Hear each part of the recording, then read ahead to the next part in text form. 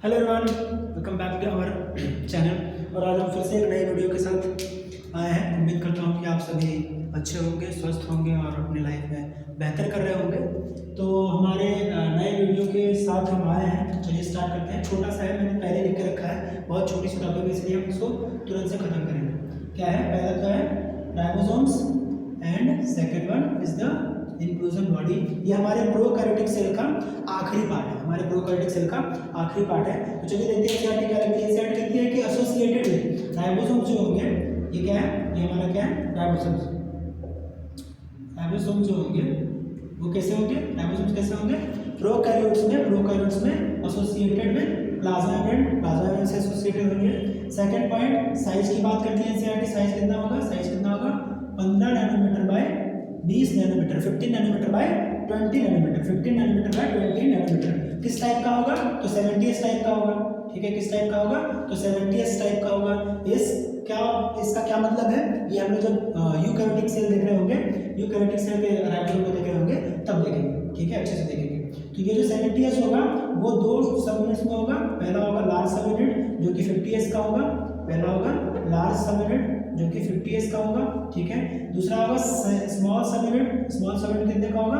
तो 30s का होगा, 30s का होगा। ठीक है, हाँ, इन दोनों को ऐड नहीं करना है। इन दोनों को ऐड करके ऐसा नहीं कि 30 प्लस 50 तो 80 हो जाएगा, तो 80s होना चाहिए था, वो कंसेप्ट नहीं है। यहाँ पे एस का कंसेप्ट कुछ और है, यहाँ पे जो एस है उसका कंसेप्ट कुछ और है। वो हम यूकैरियोटिक जब देख रहे होंगे तब उसको देखेंगे। इसका काम क्या है? फंक्शन क्या है? इसका फंक्शन क्या है? फंक्शन, तो फंक्शन यूकैरियोटिक का हो, प्रोकैरियोटिक का हो, किसी का भी हो राइबोसोम, उसका फंक्शन क्या है? Protein synthesis. क्या फंक्शन है उसका?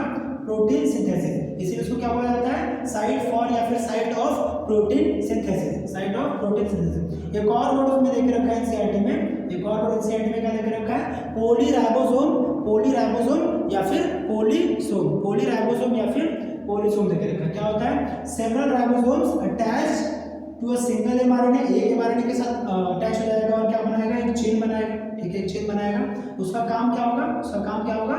उसका काम क्या होगा? Translate mRNA into protein. MRNA को किस में ट्रांसलेट कर देगा? एमआरएनए को ट्रांसलेट कर देगा प्रोटीन। एमआरएनए को किस में ट्रांसलेट कर देगा? प्रोटीन में। डिट्टो लाइन मैंने लिखी है एनसीईआरटी से, कहीं से मैंने लाइन उठाई नहीं है, डिट्टो एनसीईआरटी से लिखी हुई लाइन। ठीक है, चलिए अब आते हैं किसमें? इंक्लूजन बॉडीज में। किसमें? इंक्लूजन बॉडीज में। तो इंक्लूजन बॉडी कुछ नहीं है, इंक्लूजन बॉडी कुछ नहीं है, बस रिजर्व मटेरियल रखा जाता है। इंक्लूजन बॉडी के फॉर्म में रिजर्व मटेरियल रखा जाता है प्रोकैरियोटिक सेल में। कहाँ मिलेगा?